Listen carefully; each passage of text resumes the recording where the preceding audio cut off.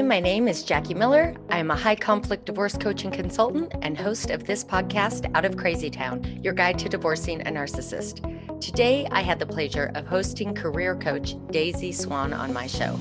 Daisy has been an unbelievable resource in my life, and I wanted to introduce you to her as well. Daisy and I cover topics such as vocational assessments that may happen during your divorce, as well as life after divorce and looking at your career, whether you need to make a change or you're embarking on a whole new venture. Please listen in as Daisy shares her expertise. Hello, Daisy Swan. Thank you so much for coming on my podcast today. I'm so happy to be here. Thank you for having me. Yes. I just kind of want everyone to know, full disclosure, if we seem a little chummy, it's because I do know Daisy.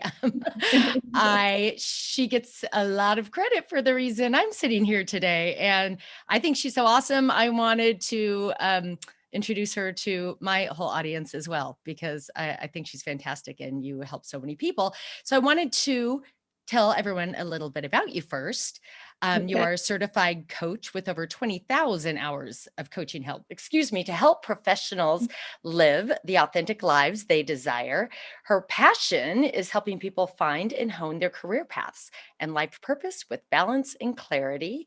You have a deep knowledge and training in a variety of coaching modalities, and clients who work with you receive a customized approach to transform their particular set of challenges into wins. And you coach people through career options, but you also do interview and resume coaching, correct? Yeah. Mm-hmm. And executive coaching. And then it can be anyone from a new graduate to a high level executive. Exactly. Yeah. All ages, all stages of life. Yeah. Awesome. Yeah. Well, you guys can all go to daisyswan.com because you can see even more of Daisy's own resume of extensive training and certifications and experience. So again, go to daisyswan.com. I can also tell you how to work with her. So I first want to know, Daisy, how you became a career coach. What was your path to figuring out what you wanted to do? Yeah, gosh, a long time ago, when I was in my 20s, I was a lost pup. My parents had gone through a terrible divorce during my college years, and they were just kind of involved in their own thing, and I got kind of lost, and just really didn't know how to manage my life very well. Finally went to a career counselor, which was nobody knew about a career counselor in those days. Yeah. And so I went to a career counselor when I was about 28, and she helped me figure out how to finish my education, which I needed to do. I had taken some years off, and I went on and got my master's degree. I thought I was going to be a teacher. I didn't know I would end up teaching the way I teach now, because I went and got my master's degree, and I ended up being really interested in how people find out about life paths. And I studied mentoring programs. I looked at mentoring programs of all sorts. Anyway, I ended up in the Career Center as the assistant director after I graduated. And so that's how I really got started, because I got to know all the people in the Career Center while I was doing my master's. Yeah. And so then I was the director of the Career Center at Pepperdine. That's how I got out to LA. Oh, cool. And working with MBAs. And then I was a recruiter for a while, and then also was at USC working with MBAs. And then my son was born. And by the time he was 3, I was like, you know what? This kid needs me. Yeah. So I started my own business, and I put my website up in 2003, but I'd already been working with clients before that. Okay. And I want to get back to a lot of things that you said, because you use so many of those to help people on their journey, but it's not just finding out what you like to do, but what's going in your life at that time. That's right for you. So, and we're going to fold all that back in. It will come full circle.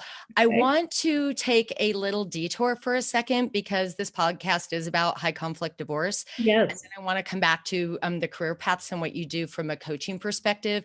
And the reason I want to deviate real quick is because you also have expertise in this area. And there's something that can come up in high conflict divorce that I know I didn't know about.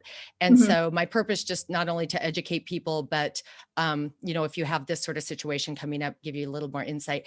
There's something called a vocational assessment, and I want you to explain exactly what that is, and then we'll put it in the context of high conflict divorce. Yeah, perfect. So there are people who will meet with you as a vocational evaluator, and it's usually, it's oftentimes the wife who has that evaluation done on behalf of her husband and her attorney, right? To find out what sort of income you can be making. And if you were to go back to work, let's say you haven't been working for many years. So I have been hired many times by attorneys who know that I do not take more of a contentious kind of approach to this. Yeah. So what an evaluation looks like is there are some assessments that you would do so that this third party professional, in some cases me, would sit down with that person and talk about their background, talk about their interests, what their accomplishments have been, what their education is, to make that assessment of what sort of work they can be doing post-divorce. So I know that a lot of people are very uncomfortable with the idea of walking in, meeting this evaluator. And what I have done when I've been brought in is I take a very collaborative approach. I want the people that I'm meeting with to know that I want to help them. I mean, I see it as a real win-win. Like, you can actually find out what will work for you. Yeah. And I will say primarily I've worked with women, and we do take a look at everything that's been going on. I take a very compassionate perspective. I went through a high conflict divorce. We managed it pretty well, but it was high conflict, and we were collaborative, but it was difficult. So I know there are just so many stressors going on, but the thing is, you can really take it as an opportunity to look at yourself, to look at what could be down the road. So long as you approach it, when I'm working with people in these evaluations and the reports I give, I want people to recognize if somebody's been home with their kids and their kids are used to being, picked up by their mom, and they have a schedule, you have to work it out in a humane way. That's my perspective. Humane, realistic way. Right. I mean, what are you going to do? All of a sudden, like next week, it's not like that. Like next week, you're going to go back and you're going to make 100,000. That's not going to happen if you've been out of the workforce. So, there has to be some grace period. There has to be some potentially redevelopment of skills. It's a whole process. It's not, and that's what I would like people to know about that it's not like you're expected to go back to work in most cases. Right. Tomorrow. And because of this report, you're going to be making, some ridiculous amount of money, which unfortunately I do know that some contentious divorces, husbands or wives may expect the spouse to be able to make a very high salary right away. Right. Sometimes that is the case, but usually it's not. Right. And I think, and again, I'm not an attorney, so this isn't legal advice, but I can tell you from my experience, sort of the strategy sometimes that puts people in this real fearful mode of having a vocational assessment is that, so say it is sort of the situation where the husband's been the earner and the, wife's been the stay-at-home mom. If he can prove that you are capable of making X amount of dollars, they can subtract that from, what he may be paying in alimony. So that's sort of the strategy behind it. And so that's why people get real fearful, as you said. They're going to go into this vocational assessment, and once in a while you do get that person that says, "Oh, I know you've been out of the workforce for 15 years, but look at your educational background, blah, blah, blah. You're capable of making $125,000 next month." And you're like, I don't even, I'm still like in my pajamas making peanut butter and jelly sandwiches. And, and no, that's not knocking the stay-at-home mom. You're busy 24/7, right? But with what you've been doing, which is raising your children. And to that point, then you have all of the other expenses, right? You also then are hiring, in some cases, you're hiring help. You're getting your wardrobe together. And these days with remote, that should be interesting. But, there are so many things. If you've been out of the workforce, even if you've been out of the workforce for 7 years, 5 years, look at the rate of change in the workforce. Oh my gosh. I mean, there are so many new developments and people have to catch up. So Yeah. it's just not realistic that Right. somebody would go from, 0 to 60 in their careers. That's just not going to happen. Sure. Well, so on the upside of that, you're right. Vocational assessments, especially if someone like Daisy's involved, can totally be an opportunity for you to sit down. In most cases, you're not paying for it. Your ex is because he's ordered it or she's ordered it.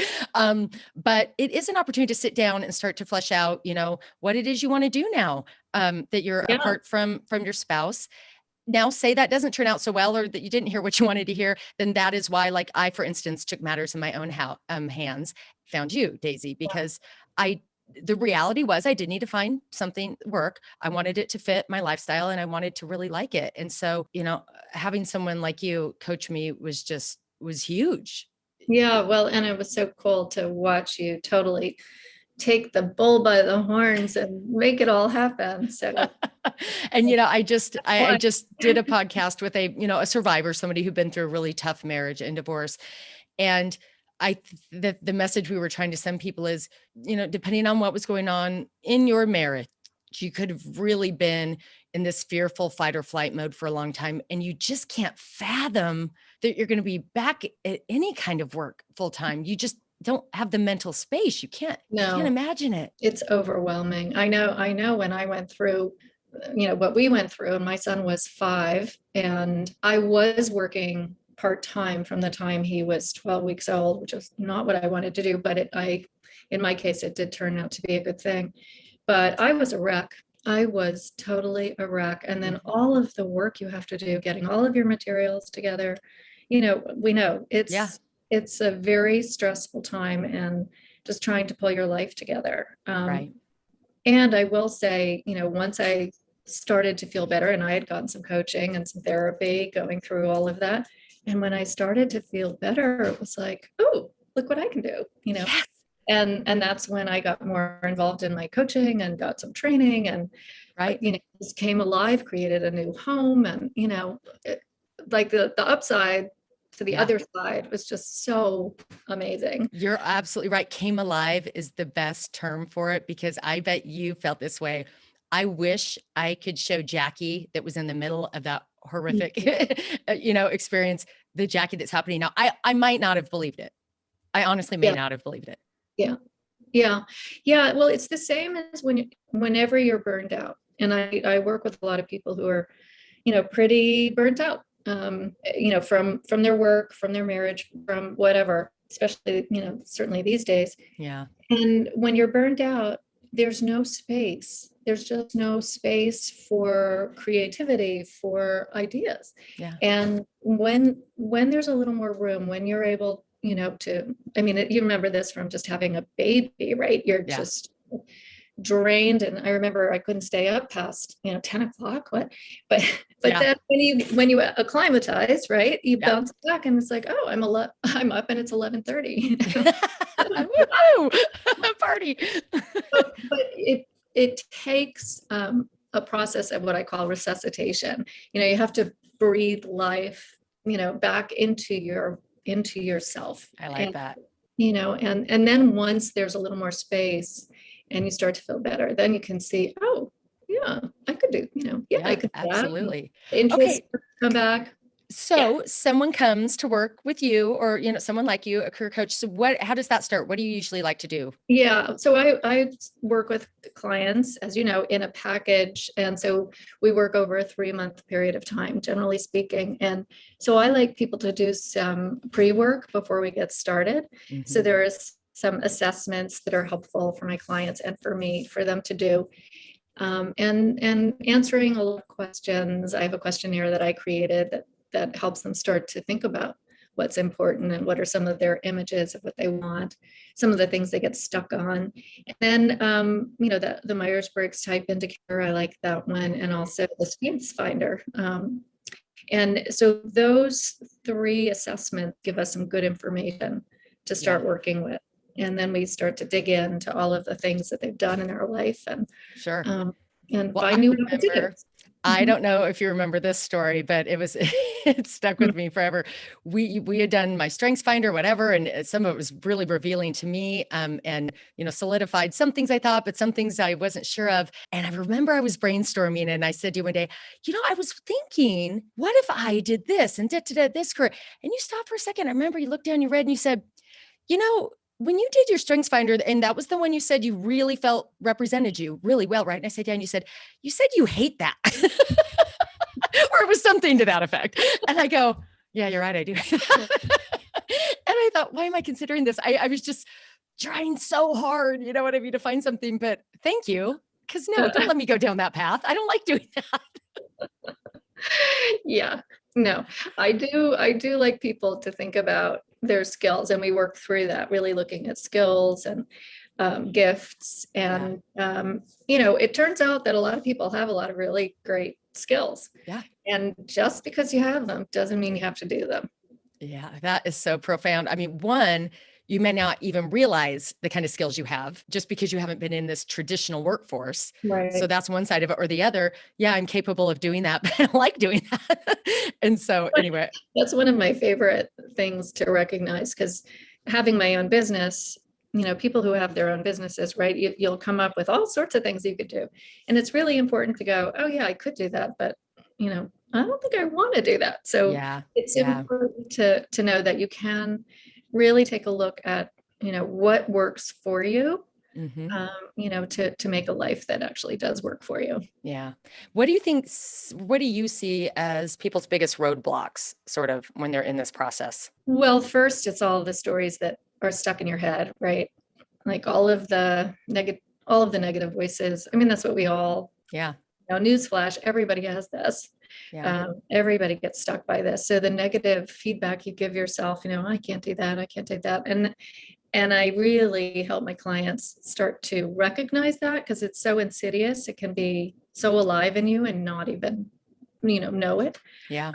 So to be able to say, okay, let's give that judgmental, yucky voice a little space and then tell it to shut up and let's move on. Mm-hmm. So that is a really big roadblock for people, because they'll think, oh, I can't do that. Usually, just an aside here, when people are looking at job descriptions, first of all, there are a lot of job descriptions that aren't going to sound right to anybody, but usually what people see is the one thing that they don't have. That's true. We have a negative bias. So when you see something that doesn't say, that's me, it's really easy to say, oh, I'll never find anything. I don't have the right skills, blah, blah, blah. So that's where we really take a deeper dive and try to come from a place of creating what it is you want versus trying to fit you in to something else, to some sort of prefixed kind of job. Yes, prefix. That's a good point, because I just couldn't get stuck out of, this is what I used to do. And just my background, FYI, anyone, I was in pharmaceutical sales. Okay. Divorce coaching and pharmaceutical sales have nothing to do with one another. Obvious. Yet look at what, we've come up with. And thank you for walking me down that path, because, oh my gosh, A, it fits my life. I have 2 children. B, it is what I love. I do not feel like I'm going to work or doing work ever. Right. And that, I almost want to cry, because that's like the golden ring, right? Yeah. But there's no way you would have even known, like when you started in your career, pharmaceutical sales, and you probably did look like, wow, this is great. And then your life changes and you have these kids and you have this lifestyle and, you have all the demands of being a mother, right? Yeah. And then you learn new things. And that's, I think that's a super important point. Many people will say, oh, but I don't have those skills. Yeah. Or, oh, I don't know how to do that or whatever. And that's where, I really like to encourage people to recognize, just because you don't know it now doesn't mean you're not going to know it forever. You can find out, you can learn. I mean, you did that. Yeah. You learned so many things. Oh my gosh. To make this happen. Yeah. But it was, again, because I was following a passion, not trying to fit myself in a box. Right. And so it all started to come naturally. And I have so many comments for what we just talked with. My neurons are firing. But one was that I got to look at pharmaceutical sales, and with your help, I dissected like all the different jobs I had in those companies. Okay. Because I didn't just sell pharmaceuticals. I ended up in a position where I was teaching, big customer service programs and coming up with them to big, medical offices. Da, da, da. Well, I love teaching and I Yes. love speaking. Right. Go figure that even though I was in pharmaceuticals, I ended up in a position Right. using the things I like. So yeah. And so, but I had to stop and think about that. I never had acknowledged that before. Exactly. And that's what I do with people, is help them recognize the things that they've probably loved to do from a pretty young age. Just like when I went back to school, I thought I was going to be a high school English teacher because I loved reading and writing and I loved teaching. So I thought that's what I was going to do. Mm-hmm. And it turned out that, I love all kinds of teaching and coaching and mentoring. And so that ended up being the foundation, Right. and, Right. and we get to do all sorts of other things too. But Yeah. Yeah. And so getting stuck in this, okay, I like teaching. I got to go be a teacher, right, there's lots of ways of a subject right. out of school. Right. There's lots of ways of doing what we want to do. But it can be, I just want to say something about this idea of passion, especially when people are going through this tough time, Mm-hmm. Meaning potentially a difficult divorce, pandemic. I mean, thankfully we're starting to come out of that. But, when you're going through a hard time and you hear people talking about their great passion, it can be kind of like, oh no, I don't have a passion. How am I ever going to, find anything? And people do want to work at what they're passionate about. And sometimes, and I see this a lot with people, sometimes they just need to get started. They need to get the wheels turning again for then you remember, I don't know, when my kid was small, he liked to play with these things that, where the gears mesh, Yes. and then Yes. you turn the whole thing. And so sometimes the passion doesn't show up until the gears get moving. Yeah. Yeah. And you know what? Let's even forget that word passion, because I agree. I think that is so intimidating that Yeah. you feel like you had to come out of the womb Mhm. and have this this one thing that you were passionate about your whole life. And now you're going to go have the business or job to do that. I had read somewhere, which was very helpful to me. It's like, just think about what energizes you. It could be anything. Right. It could be walking makes you really happy and gives you energy. It could be speaking. Like I said, for me, it can be grooming your dog. I'm not kidding. You know what literally like makes you feel really like happy and light inside. Yeah. Like write down anything that just gives you energy. And then, and you and I had talked about this. It was like, go do anything that heads in that direction. I don't Right. care what it is. I don't care if you're an executive and you just get complete joy out of grooming your dog. Go volunteer at a dog groomer and or something and see if you hate it. But do anything, one Yeah. tiny thing in that direction. And that is where my podcast idea came from. I know podcasts by and large don't make money. I eventually maybe possibly, but that's really not usually Right. what they do. But I thought, okay, I really want to help people that have been what I've been through. I know I like speaking. I'm just going to do this because I know it's not going to be maybe a career, but it's heading in that direction. And Right. so, And then it pulls you along with it too. yeah, yeah. You're sort of waving to the universe, hey, this is the stuff I like. And then the universe sits up and takes notice and goes, oh, you do? Okay, let me throw some more stuff at you then.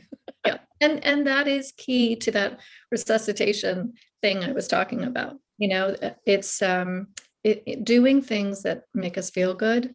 Yeah. They have one, they're contagious. When we feel better, other people are going to feel better. So if you need that, but also, once we get the momentum going of feeling better, we have more of a vision. It's possible to have more of that vision. Yeah. Yeah. And I think there are still fears and whatnot that come along the way.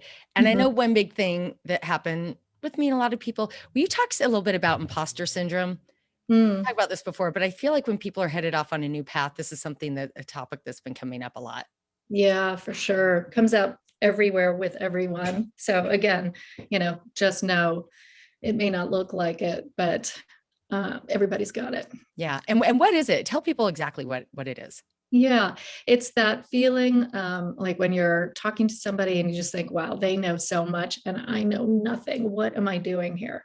Mm-hmm. And oh my God, they must be able to see right through me and know that I am just making everything up.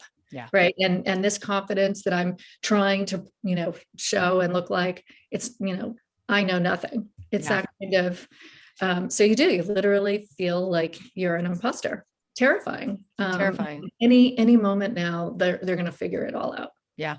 And Right? it feeds back to the negative self-talk you were talking Totally. about. I mean, that's totally it. And so when I work with clients, one of the first things I want people to do is get curious about that. Like, oh, that's interesting. So, what's really going on? Do you think that's really true? Always a good question to ask yourself when you've got thoughts going through your head. Yeah. Always just really stop and go, is that really true that I don't know anything? Is it Right. really true? This person is walking on water, So there's that. Because we tend to idealize other people when we feel that way. So being curious is really a wonderful antidote to this feeling wobbly inside. And the other thing is to really think about where you really are, right? Like, what are the accomplishments you have, the things you've learned how to do, the ways that you've gotten through hard times. All of those things can really help you shift the narrative to accepting who you are, what you've got going on right here. Yeah. Yeah, absolutely.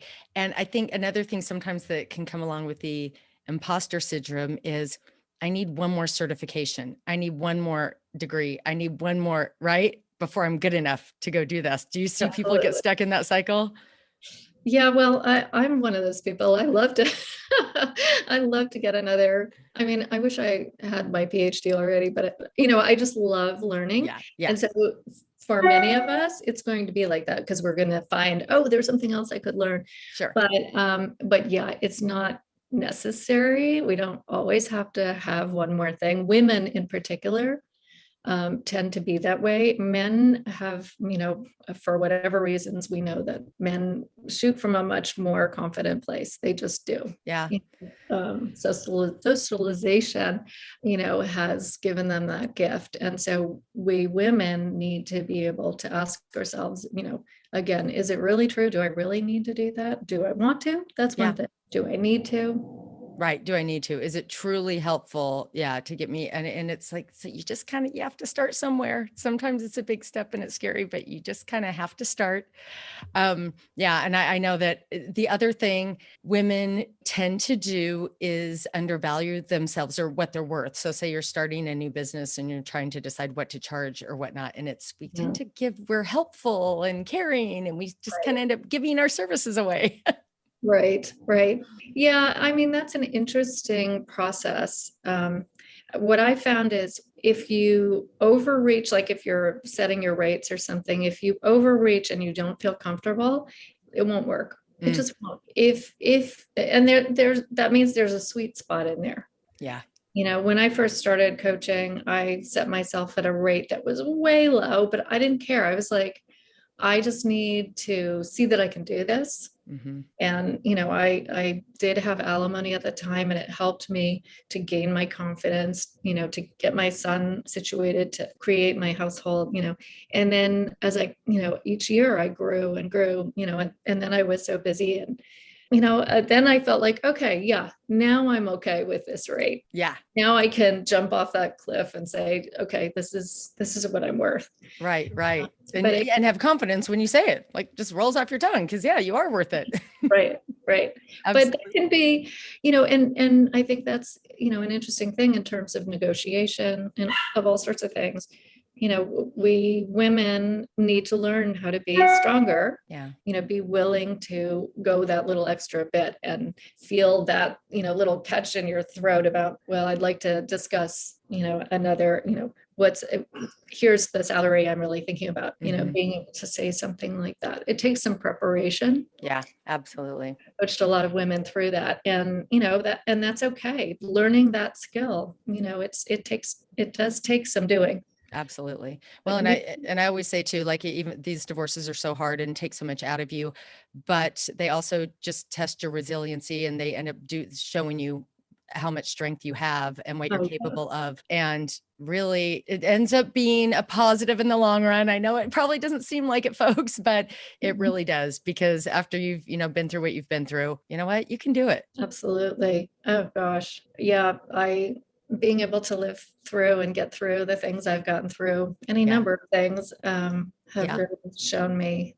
Sure. And, so I do like people to know Yeah. the tough times do really make us stronger. They do. And another thing I just really want to encourage people to do is, I know, divorces are costly. They spend a lot of money.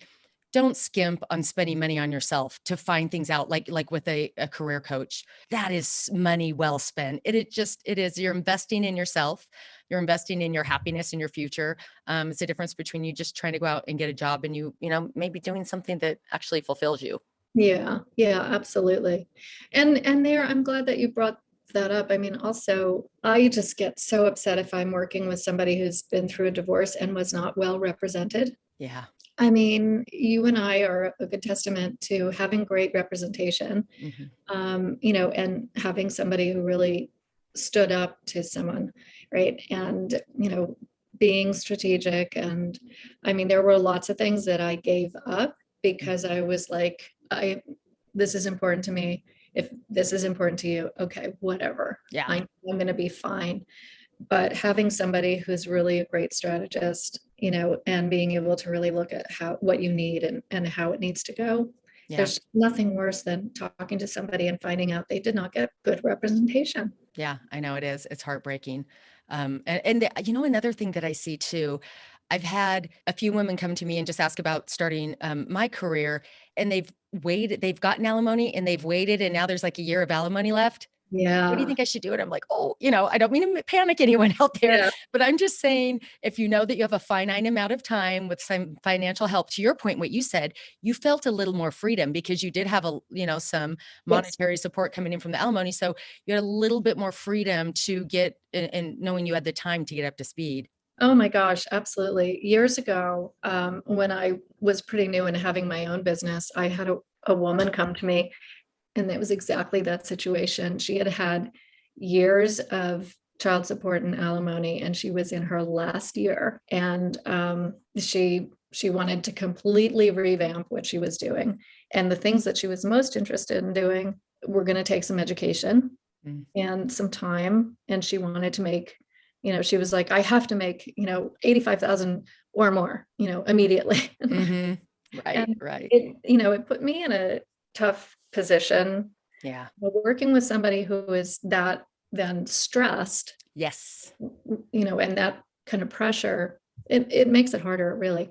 Yeah. Well, this comes back full circle too to what you said as well. Just yes, when you are in that stressed space, we were talking more in the context of when you're in the middle of the divorce. But yes, you just any stressful situation, you don't have that mental space that you need to think through things and be creative. Creative is the big part. You're right. Like I think you're literally your right brain shuts down, right?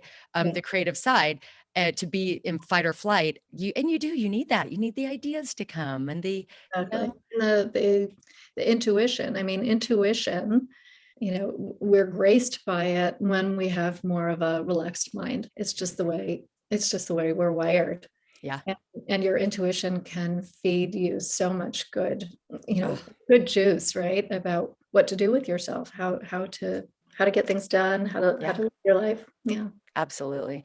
Well, Daisy, thank you so much for coming on the podcast today. I hope that anyone out there's listening, I mean, number of takeaways today, right? So know that when you get to the other side, in fact, let me ask you this question because I love to ask all my guests this. Yeah. What do you have to tell people who are in the middle of this horrible experience right now of a high conflict divorce? When they Yeah. get to the other side, what do they have to look forward to?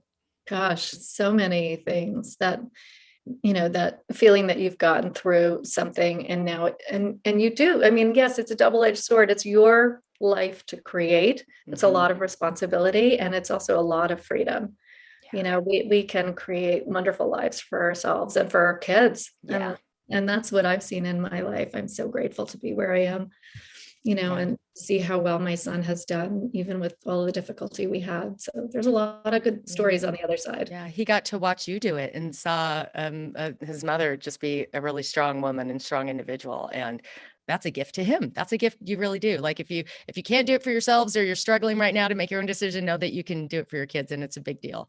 Yeah. To have them watch you succeed. It was really hard. That was a really hard thing, but I knew I didn't want him to see me, in the relationship I was in. Yes, absolutely. Absolutely. Hard Well, for thank you again, everybody. You can, let me just remind you, go to daisyswan.com and get a hold of Daisy and find out how you can work with her. I cannot recommend it enough. It truly just can be life-changing and just sort of help you, figure some things out and send you on a path that hopefully will be a little more positive for your That's future. what we want. All right. All right. Thank you again, Daisy. Take care. All right. Yeah, All right. thank We'll talk to you you. soon. Okay. Great. Bye. Bye.